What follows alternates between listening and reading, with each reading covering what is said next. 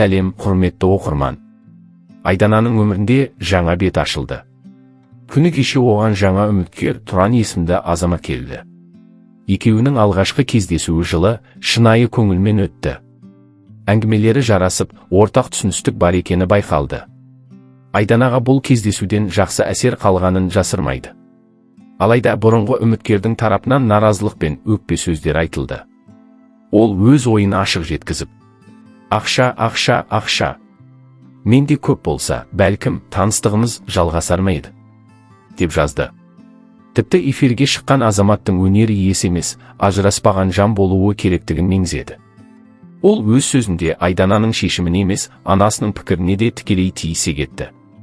Сонда Айдана былай деп жауап қатты. Сізді сыйлап, құрмет көрсеткенімді білесіз. Мына сөздеріңіз ер жігітке жарасатын емес. Мүлдем жауап бермес едім, мамасы деген сөзді оқымағанымда. Бұл жағдайға байланысты оқырмандардың пікірі екіге жарылды. Бірі Айдананы сынап қатаң пікірлер айтса, енді бірі қолдау білдіруде. Блогерлер танымал болу үшін ғана қосылайыққа келіп жүр. Бұл да сондай жағдай. Айдана тәрбиелі, сымбатты, өнерлі қыз.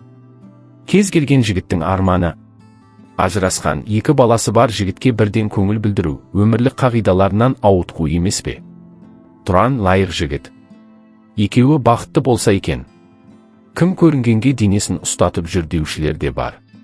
Ал сіз қалай ойлайсыз? Айдана өмірлік серігін таңдауда шынайы жүрегін тыңдап жатыр ма, әлде сыртқы дүниеге, атаққа, байлыққа қызығып отыр ма? Жазып қалдырыңыз, пікірлеріңіз маңызды.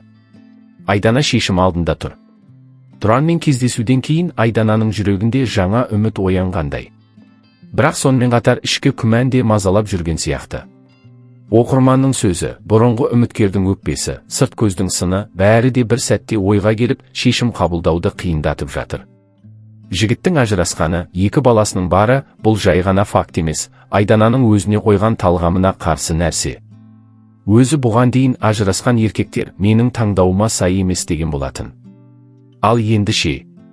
Бұл өзгеріс жүректің үні ме, әлде сыртқы әсер ме?